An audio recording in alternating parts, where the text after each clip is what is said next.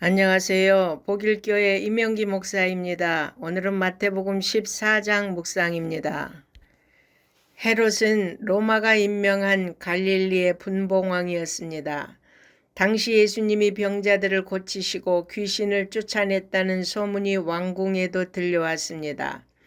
그는 예수님에 대한 소문을 듣고 불안한 마음 때문에 자신이 죽인 요한이 다시 살아났다고 생각했습니다. 비록 왕이었지만 의인을 죽인 일로 인해 끝없는 불안으로 과도한 압박을 받았습니다. 그는 죄책감 때문에 시달렸지만 자신의 죄를 회개하진 않았습니다. 예수님은 요한이 죽었다는 소식을 들으시고 빈들로 가셨습니다. 그런데 많은 사람들이 빈들까지 예수님을 따라왔습니다. 당신을 세례 요한이 환생한 것으로 생각하는 헤롯 안디바의 위협과 군중들의 집요한 추적을 피하여 한적한 곳에서 하나님께 기도하며 휴식을 취하기 위해 오셨는데 주님은 군중들을 귀찮아하시지 않고 오히려 불쌍히 여기시고 그 중에 있는 병자들을 치유해 주셨습니다.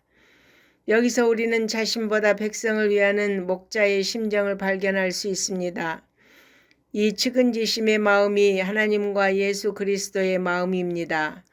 본문에서 예수께서 보리떡 5개와 물고기 2마리로 5,000명을 먹이신 오병리의 기적을 소개하고 있습니다. 이 기적은 사복음서에 모두 기록되므로 인간에 대한 그리스도의 지극한 사랑을 보여줍니다. 주님은 모든 인간의 육신적 궁핍함과 영적 갈급함을 동시에 해결해 주시는 생명의 양식이라는 사실을 알게 해주십니다. 기적의 떡을 맛본 무리는 흥분하며 예수님을 왕으로 옹립하려 했습니다. 앞뒤를 따져보지도 않고 군중들은 무조건 예수님이 이스라엘 왕이 되어야 한다고 생각했습니다. 그러나 예수님은 부하내동하지 않으셨습니다. 대신 혼자 산으로 가셔서 조용히 기도하셨습니다. 하나님께로부터 받은 예수님의 사명은 십자가의 죽음과 부활이었습니다. 정치적 메시아, 영광의 메시아는 구원 사역을 방해하는 사탄의 치명적인 유혹이었습니다. 배를 타고 바다를 건너가던 제자들은 풍랑으로 인해 고난을 당하고 있었습니다. 이때 예수님은 제자들을 돕기 위해 바다 위를 걸어오셨습니다. 주님은 비록 산에 계셨지만 제자들의 형편과 처지를 알고 도우러 오신 것입니다. 그러므로 우리는 어떤 어려움 속에서도 우리를 모든 위험과 환난에서 건지실 전능하신 주님을 의지하시기 바랍니다. 예수님은 거대한 파도를 뚫고 걸어오시는 초자연적인 이적을 통해 자신이 모든 자연 법칙을 주관하는 전능하신 하나님임을 분명히 보여주고 계십니다. 그러나 제자들은 예수님을 알아보지 못하고 유령으로 착각해 소리질렀습니다.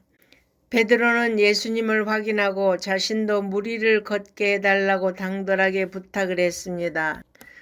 그러나 예수님은 그 제안에 대해 책망하지 않으시고 걸어오라고 말씀하셨습니다. 베드로가 예수님을 바라보며 믿음으로 나아가자 무리를 걸을 수 있었습니다. 그러나 바람과 바다를 보고 두려워하자 점점 물속으로 빠져들었습니다. 그가 오직 예수님만 바라보고 갔다면 물속에 빠지지 않았을 것입니다. 그러나 예수님은 베드로의 부족한 믿음에 대해 책망하시면서도 손을 내밀어 건져주셨습니다. 예수님께서 배에 오르자 바람이 그쳤습니다. 우리의 인생길에 주님이 함께 하시면 걱정할 것이 없습니다. 왜냐하면 우주 만물의 주인이 우리 주님이시기 때문입니다. 아멘.